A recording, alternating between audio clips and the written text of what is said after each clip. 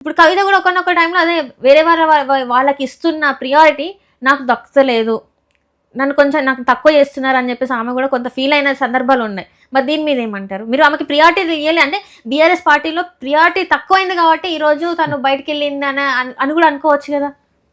అట్లా అనుకోవడం అవివేకం అవుతుందమ్మా. ఉద్యమం సమయంలో కష్టపడ్డారు, దాన్ని ఎవరు కాదనలేదు.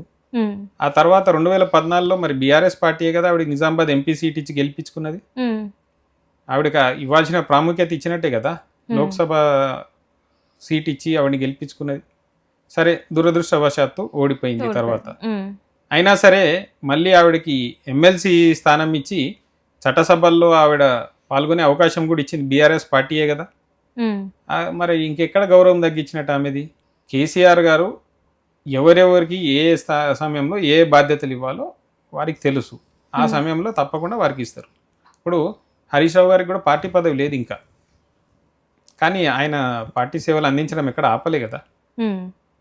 కేటీఆర్ గారికి వర్కింగ్ ప్రెసిడెంట్ ఉందంటే రెండోసారి గెలిచిన తర్వాత కేసీఆర్ గారు పూర్తిగా ప్రభుత్వ పనుల్లోనే నిమగ్నం అవ్వాలి కాబట్టి పార్టీ వ్యవహారాలు చూడడానికి కేటీ రామారావు గారిని నియమించడం జరిగింది. అందరినీ మళ్ళీ ఒకవేళ ఇస్తే కవిత గారికి కూడా ఏదన్నా ఇదే ఇచ్చి ఉంటే మళ్ళీ ఇదే అపోజిషన్ పార్టీలో ఉన్న వాళ్ళు మాట్లాడేటో అలాగే ఒక మొత్తం కుటుంబ పార్టీయే, వాళ్ళు ఈ పదవులు ఉన్నారు వీళ్ళు ఆ పదవులు ఉన్నారు అనుకుంటే అదే మాట్లాడుతుండే. కాబట్టి కేసీఆర్ గారు కేటీఆర్ గారిని పార్టీ వర్కింగ్ ప్రెసిడెంట్గా పెట్టి తప్పితే మిగిలిన కుటుంబ సభ్యులు ఇంకెవరున్నారు?